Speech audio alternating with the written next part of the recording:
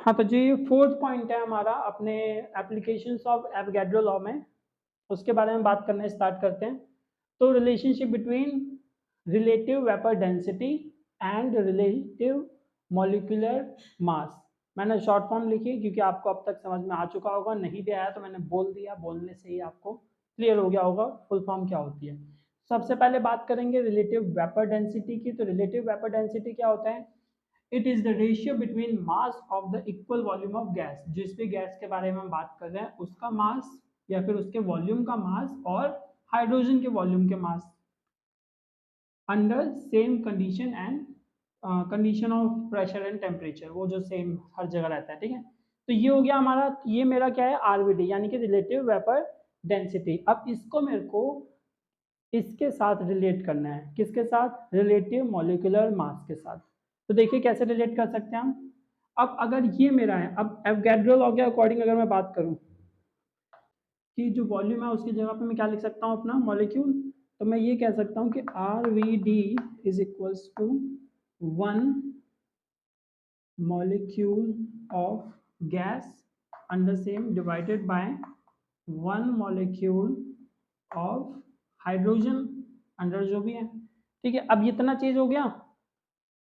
अब क्या,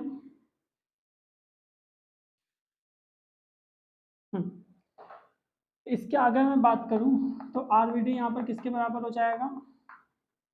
1 molecule of gas divided by 2 atoms of hydrogen.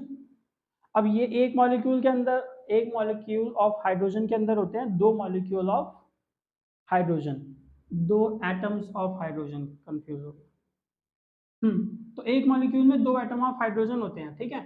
अब यहाँ से हमें क्या पता चलता है, अगर ये 2 एटम को मेरे को क्या करना है, एक एटम हो जाता है। यानी कि अगर ये ऐसे बन जाता है, जैसे कि मान लीजिए 1 मॉलिक्यूल अपॉन में 1 एटम बन जाता है, तो वो क्या हो जाएगा, मेरा रिलेटिव मॉलिक्यूलर मास बन जाएगा। तो इसको मेरे को 1 बनाने के लिए मैं क्या करूंगा, दोनों तरफ 2 से मल्टीप्लाई कर दूंगा। तो ये क्या हो जाएगा, 2 multiply by relative vapour density is equals to 2 multiply by 1 molecule of gas, जिस भी गैस के बारे में हम बात कर रहे हैं, divided by 2 atom of hydrogen, ठीक है। 2 से 2 कैंसिल होगा तो ये क्या हो जाएगा, 1 एटम ऑफ हाइड्रोजन। और ये 1 molecule upon 1 atom gas upon hydrogen वाला, इसी को हम क्या बोलते हैं, अपना RMM यानी कि रिलेटिव मॉलिक्यूलर मास। तो अब मैं यहाँ पे क्या लिख सकता हूँ, 2 into R V D is equals to RMM।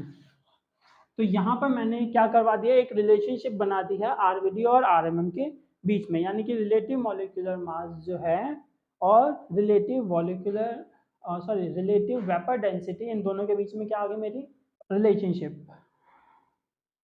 अगर मैं एग्जाम्पल की बात करना चाहूँ, एग्जाम्पल में ले सकता हूँ क्लोरीन का। अगर एग्जाम्पल लें तो क्या होगा, अब क्लोरीन में क्या होता है, Cl2 है ना।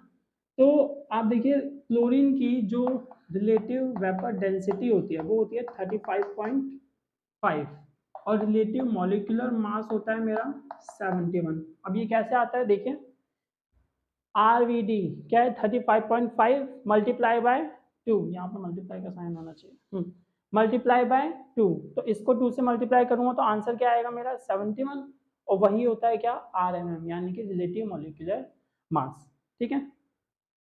तो फिफ्थ पॉइंट हमारा क्या है, determines the relationship between gram molecular mass and gram molecular volume.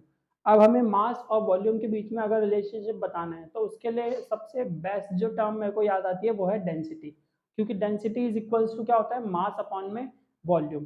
तो इसी पॉइंट से पहले जस्ट हमने अभी डेंसिटी के बारे में बात की थी, डेंसिटी और मास के बीच में एक रिलेशन निकाला था। वो रिलेशन क्या था, 2 into relative density is equals to molecular mass, या फिर मॉलिक्यूलर वेट लिखना है तो वो भी लिख सकते हैं। अगर बुक में मॉलिक्यूलर वेट लिखा है जैसे, तो मैं लिख सकता हूँ molecular weight is equals to 2 multiply by relative density मेरी क्या थी,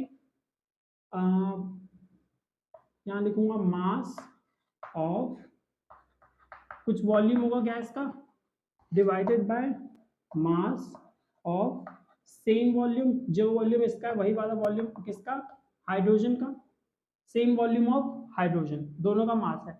लेकिन इसी को अगर मैं किसकी टर्म में लिखूं, वॉल्यूम की टर्म में, मास को मैं किस में चेंज कर दूं, अगर वॉल्यूम की टर्म में लिखना चाहूं तो मैं क्या कर सकता हूं, molecular weight is equals to 2 multiplied by 1 liter of gas divided by 1 liter of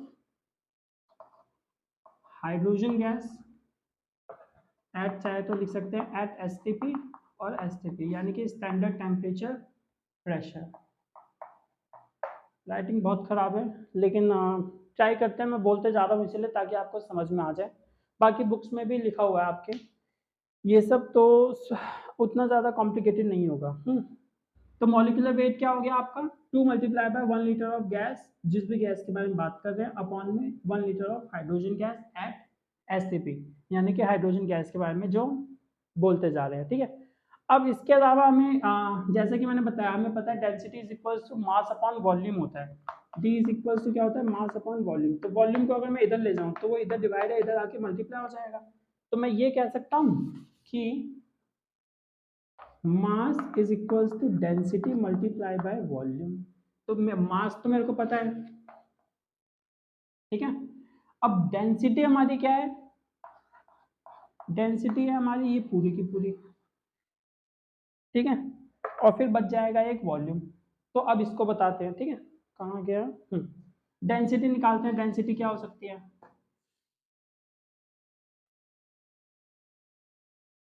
तो अगर पहले मैं बात करूं 1 लीटर ऑफ गैस, अगर किसी भी गैस में 1 लीटर ऑफ गैस का जो मास होता है, यहाँ पे लिख सकते हैं mass of 1 litre of gas, वो कितना होता है 2 ग्राम। और अगर मैं बात करूं mass of 1 litre of hydrogen में, हाइड्रोजन में कितना होगा आपका, इसका हो जाएगा आपका मास 1000 मल्टीप्लाई बाय, 1 लीटर की बात हो रही है ना, तो इसलिए 1000 मल्टीप्लाई बाय, और हाइड्रोजन का मास कितना होता है 0.0000893 gram, which will be equals to 123 point उस तरफ जाएगा तो 0.0893 ग्राम हो जाएगा। क्लियर है, तो मैंने इरेज क्यों किया, चलिए ठीक है, हाँ आगे सॉल्व करवाना है इसलिए, ठीक है। तो अब इसके अंदर जो हम अपना फॉर्मूले को क्या करेंगे, पुट करना स्टार्ट करते हैं। तो मैं क्या कह सकता हूँ, molecular mass is equals to 2 upon में डेंसिटी मेरी क्या है टोटल, 2 अपॉन में ये कितना हो जाएगा 1 litre of hydrogen of gas मेरा आ गया था 0.0893 ग्राम, मल्टीप्लाई बाय मास, या फिर इसकी जगह पे लिख लेते हैं वेट, बात करता हूँ weight of 1 litre of gas at STP, STP पर 1 लीटर गैस का जो वेट होगा उससे मल्टीप्लाई कर देंगे, ठीक है। डेंसिटी अपॉन में ये हो गया। अब इसको जब सॉल्व करेंगे तो हमारा आएगा 22.4 लीटर, ठीक है, is equals to molecular mass, और यही मेरी क्या है रिलेशनशिप है, यानी कि किसी भी चीज़ का जो मॉलिक्यूलर मास होता है, जब मॉलिक्यूलर मास आता है, यानी कि ऐसे देखिए आप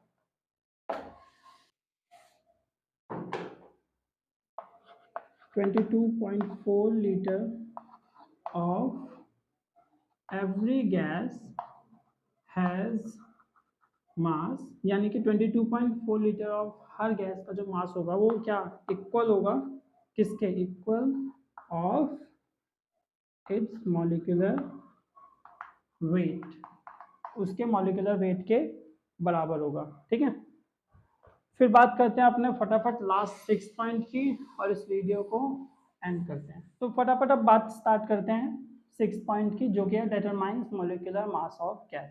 तो एक एप्लीकेशन ये भी है कि हमें मॉलिक्यूलर मास से बता देता है गैस का, कैसे। तो अगर मैं बात करूँ अपने इससे पहले वाले पॉइंट से कि V litre of a gas has mass, अगर वी लीटर में कितना मास था हमारा, W मास था, ठीक है। अभी 5th पॉइंट में बात की थी ना कि V में कितना है, W मास है।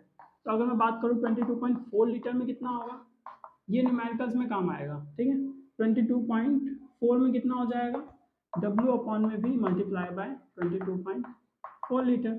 और अभी थोड़ी ही देर पहले हमने यही तो निकाला था, यही तो फॉर्मूला निकाला था किसका, मॉलिक्यूलर मास का। मॉलिक्यूलर मास का फॉर्मूला क्या था, मॉलिक्यूलर मास का फॉर्मूला क्या आया था मेरा, 22.4 multiply by weight of 1 litre of gas.